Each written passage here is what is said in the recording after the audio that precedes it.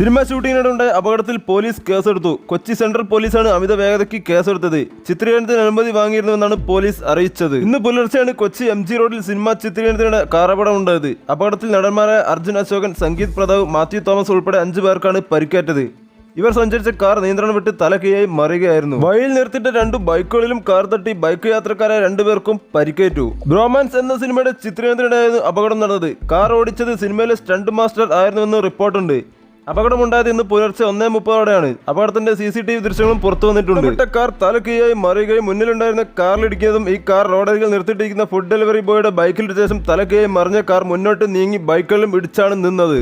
യാസിനെ പ്രധാന കഥാപാത്രമാക്കി ഗീതു മോഹൻദാസ് സംവിധാനം ചെയ്യുന്ന ടോക്സിക് വൈകുമെന്ന് റിപ്പോർട്ടുകൾ. സിനിമ അടുത്ത വർഷം ഏപ്രിൽ 10-ന് പ്രദർശനത്തിനെത്തുമെന്നായിരുന്നു അണിയറക്കാർ മുൻപ് അറിയിച്ചിരുന്നത്. എന്നാൽ ചിത്രത്തിന്റെ പോസ്റ്റ് പ്രൊഡക്ഷൻ വർക്കുകൾ പുരോഗമിക്കുകയാണെന്ന് പുതുക്കിയ തീയതി ഉടൻ അറിയിക്കുമെന്നും ഒടുവിലായി ലഭിക്കുന്ന വിവരം.